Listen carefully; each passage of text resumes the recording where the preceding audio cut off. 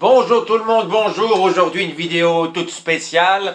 Je vais délaisser les auteurs du Saguenay-Lac-Saint-Jean et je vais m'ouvrir au monde. Je vais vous faire découvrir un personnage historique qui a vécu au 19e siècle. Ce personnage, je vais le mettre en rapport avec notre situation actuelle de confinement. Vous savez, on a tendance à se sentir pris en cage en ce moment. On se sent pas bien et on a l'impression de souffrir. On aimerait sortir, on aimerait vivre de bonheur, courir, être avec nos amis, faire des barbecues avec tout le monde. Il faut se comparer pour se consoler. Alors j'ai décidé de faire œuvre utile, de vous présenter des gens dans l'histoire. Ces personnes, elles vont souffrir, vous allez voir, mais elles sont très heureuses.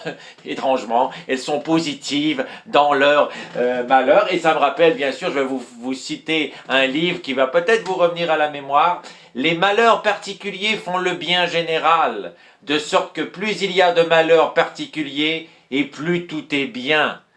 Vous avez peut-être reconnu ici la philosophie de Pangloss, le maître de Candide, dans le roman de Voltaire. Tout est pour le mieux dans le meilleur des mondes. Voilà, il faut voir ça d'une façon positive, ce qui nous arrive actuellement. Et ce que je vais vous lire, c'est tiré d'un livre que j'aime beaucoup pour aujourd'hui. Ce sera le Dictionnaire des Saints. Je vais vous raconter la vie d'un martyr, c'est un missionnaire, il était en Asie et il s'appelle, ce malheureux, il a beaucoup souffert. C'est un martyr qui s'appelle Jean-Théophane Vénard et vous allez voir, c'est pas parce qu'il s'appelle Vénard qu'il a eu de la chance, toutes les calamités lui sont tombées dessus, mais il en est sorti avec un large sourire. Alors voilà, ça commence maintenant.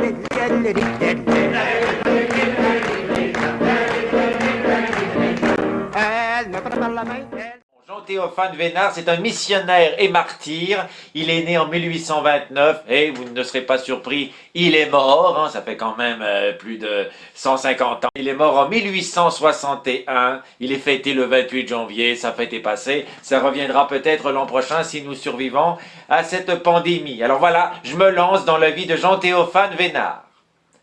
C'est avec le cœur gros que le jeune Théophane entra au séminaire des missions étrangères. Il avait quitté son village des Deux-Sèvres et sa famille qu'il chérissait. Il a fallu qu'il quitte sa famille. Mais si partir lui brise le cœur, rester lui serait intolérable, tellement est puissant l'attrait qu'il pousse depuis l'enfance vers les missions. Pas vers l'émission, c'est pas, il n'était pas un fan d'une émission de télévision, là la télévision n'existait pas, vers l'émission, vers le missionnarat, je sais pas si ça existe, vers les missions, voilà, il voulait être missionnaire. Et de quelle façon cette vocation lui est venue, c'est grâce ou à cause d'une lecture qu'il a faite. Vous savez, nous réprimandons beaucoup les parents d'aujourd'hui qui laissent leur enfant devant la télévision, devant les jeux vidéo. Mais à cette époque, il y avait la littérature aussi qui pouvait être très dangereuse. Il y avait des romans à l'index et tout. Et voilà ce qui est arrivé à notre ami Jean-Théophane Vénard. Un livre lui est tombé entre les mains. Il avait 9 ans. Il a lu la vie, attendez que je retrouve son nom, de Saint Jean-Charles Cornet. Il a lu la vie de Jean-Charles Cornet. C'était un livre, je ne sais pas comment il a eu ce livre entre les mains, peut-être que son père a trouvé ce livre, il l'avait utilisé pour chimer sa table de cuisine, et là, c'est comme ça peut-être que Jean-Théophane a mis la main sur le livre. C'est une hypothèse, si vous avez la vôtre, vous pouvez vous lancer. Je vais vous lire la vie de Jean-Charles Cornet, vous allez voir, il a également beaucoup souffert. Alors Jean-Charles Cornet, lui, c'était un prêtre des missions étrangères, c'était un martyr en 1809. Alors, il avait été à bonne école, notre ami Jean-Charles Cornet, qui, comme tous les siens, devait se contenter par pénitence le premier vendredi de chaque mois de pain et d'eau pris debout. Chez lui, on ne mangeait pas assis, il n'y avait pas de problème de chimer une table, il n'y avait pas de table chez lui, il mangeait constamment debout. Cette éducation austère et très chrétienne mène Jean-Charles au séminaire. Après avoir été aux missions étrangères à Paris, il s'embarque pour Macao. Ordonné prêtre au Tonkin, la rude vie du missionnaire commence. Sa santé ne résiste pas au climat Il a dû attraper tout ce qu'il y a de maladies là-bas. J'estime la souffrance d'ici meilleure que la santé en France, déclara-t-il. Voilà quelqu'un de positif. Voilà où je veux en venir avec cette série de portraits. Le voilà parti vers le moyen Tonkin en voie d'évangélisation. Hein, ces gens ne voulaient rien savoir du Christ, mais je vais aller leur vendre les histoires de cet être crucifié. Le voilà parti vers le moyen Tonkin en voie d'évangélisation. Ce mot. Le voilà parti vers le moyen Tonkin en voie d'évangélisation. Mais aussitôt, c'est la trahison et la Kang. La Kang, c'est ce que Tintin porte dans Tintin au Tibet, voyez. Puis la mise en cage de fer où Jean-Charles chante en lui. Voilà ce que je vous dis, il est en cage, c'est le bonheur. Sa belle voix devient moyen d'apostolat. Il mêle à ses cantiques des rudiments de catéchisme. Le jugement fut prononcé, le missionnaire serait taillé en pièces et sa tête jetée dans le fleuve. Existe-t-il une meilleure mort que celle de Jean-Charles Cornet? Il fut exécuté le mercredi des 4 temps de septembre. Ici, je vous montre, c'est une peinture, un dessin de sa mise à mort. Est-ce qu'il y a eu respect du produit? Je ne sais pas, mais c'est peut-être de là vient bien sûr peut-être la recette de la soupe tonkinoise. Il fut exécuté le mercredi des 4 temps de septembre. Il écrivait à sa famille le 18 août précédent: « Ne plaignez pas le jour de ma mort. Il sera le plus heureux de ma vie par la fin qu'il apportera à mes souffrances et le commencement qu'il sera de mon bonheur. » Voilà quelqu'un de positif. Notre personnage principal de cette vidéo, Jean-Théophane Vénard, qui a lu cette vie, a dit « Moi aussi, je veux mourir pour le Christ au Tonkin. » C'était son rêve. Avouez que c'est étrange, il y avait peut-être un petit problème psychologique du côté de Jean-Théophane, une petite médication aurait peut-être tout réglé, mais non, il quitte sa famille. Désigné pour la Chine, Théophane débarque après 5 mois de traversée. Ça lui a pris 5 mois se rendre de France jusqu'en Chine. Nous, ça fait juste 1 mois et demi qu'on est confinés, on en a jusque-là. Lui, 5 mois sur la mer, sur les océans, pour se rendre jusqu'en Chine. Théophane débarque après 5 mois de traversée et sans tarder apprend la difficile langue. Déjà, tu t'es fait chier en bateau et là, faut que tu apprennes le chinois avec ses dessins, l'écriture avec les... Imaginez, lui, il voulait mourir en martyr au Tonkin, c'est son rêve. La chaleur l'accable, mais sa vaillance demeure. Il faut être un homme parfait, se dit-il, ne soyons pas des apôtres à demi. Quelqu'un de positif. Nommé au Tonkin, son rêve, où l'empereur Tuduc persécute les prêtres étrangers, l'empereur Tuduc, lui est à 2 lettres d'avoir un nom ridicule, Tuduc persécute les prêtres étrangers, il exulte, c'est le plus court chemin pour aller au ciel. Lui se met toujours dans les pires situations, il veut mourir, il veut qu'on le coupe en morceaux comme son idole. Théophane doit errer clandestinement de marais en souterrain, en proie aux moustiques, guetté par les tigres, livré à la fièvre et à la misère. Si la fièvre peut tomber, oui, correct.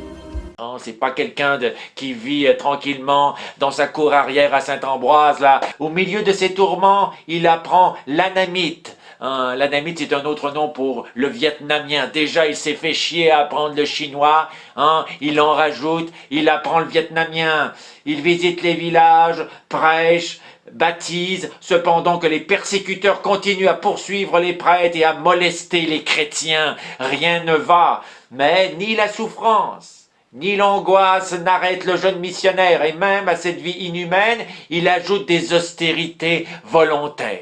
Et dites-moi, est-ce vrai que vous vivez seul? Oui, je préfère être seul. Je fais moi-même ma cuisine. D'ailleurs, vous savez pour ce que je mange. Il veut mériter de mourir près du Christ. Théophane a 31 ans quand il est découvert. Il s'était caché, il se cachait un petit peu partout, mais il est finalement découvert et transféré dans une cage à Hanoï.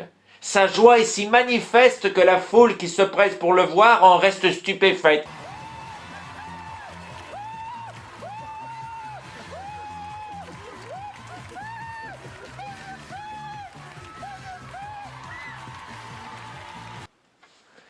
Dans son étroite prison, Il écrit des lettres dont la beauté ravira plus tard Thérèse de Lisieux. Elle est contente, Thérèse, des lettres de Jean-Théophane Vénard. Condamné à être décapité, il veut que la jubilation de son âme transparaisse à l'extérieur et se fait apporter un habit neuf.